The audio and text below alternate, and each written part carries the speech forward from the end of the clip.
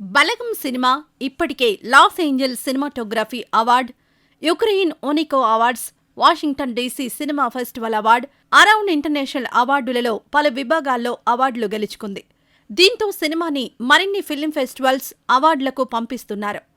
ఒకే film ఫెస్టివల్లో 9 international అవార్డులు సాధించి సరికొత్త చరిత్ర సృష్టించింది బలగం. బలగం 2023లో విడుదలైన తెలుగు సినిమా.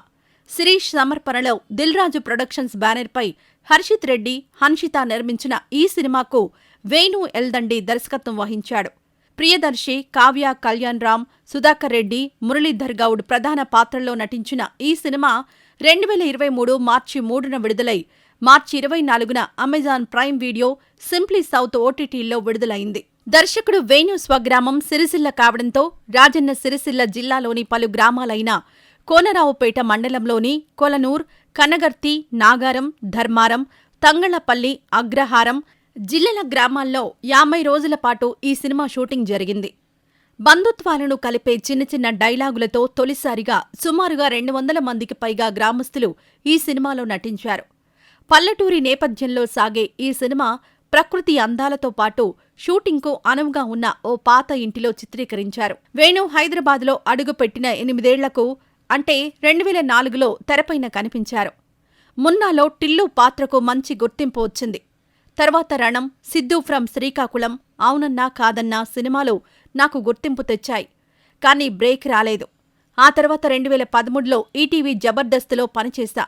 సినిమాలే లక్ష్యమని చెప్పి జబర్దస్త్ నుంచి బయటకొచ్చా. జబర్దస్త్తో వచ్చిన పేరు కారణంగా రైటర్గానూ అడపాదడపా అవకాశాలొచ్చాయి. రుద్రమదేవిలో అల్లు అర్జున్, గోన గన్నారెడ్డి పాత్రకు డైలాగులు రాయడంలో సాయపడ్డా. జైల్ అవకుశ లాంటి సినిమాల్లో రచయితలకు సహాయకుడిగా చేశా. కానీ నేననుకున్నది వేరు, జరుగుతున్నది వేరు. అప్పుడే దర్శకత్వ ఆలోచన వచ్చింది. జబర్దస్తుకు పనిచేసినప్పుడు ఒగ్గు కథలు, యక్షగానం, హరికథ, బుర్రకథ, ఖవాలీ ఇలా అన్నింటిపైనా పనిచేశా.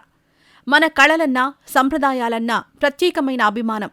ఆ ఇష్టంతోనే బలగం కథ రాశా. దర్శకత్వం వైపు వెళ్తానన్నప్పుడు మా ఆవిడ కంగారు పడింది. ఇప్పుడు మాత్రం సంతోషంగా ఉంది. ఇక పైన నటుడిగా కొనసాగుతూనే డైరెక్షన్ వైపు వెళ్తా.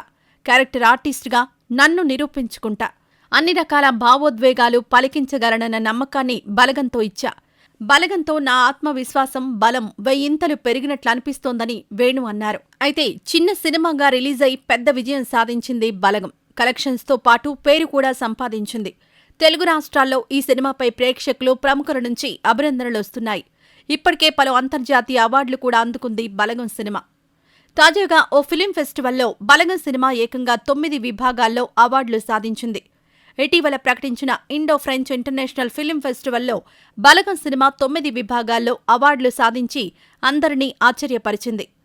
బలగం cinema Los Angeles cinematography awards, Ukraine ఓనికో awards, Washington DC cinema festival awards, around international అవార్డులలో పలు విభాగాల్లో అవార్డులు గెలుచుకుంది.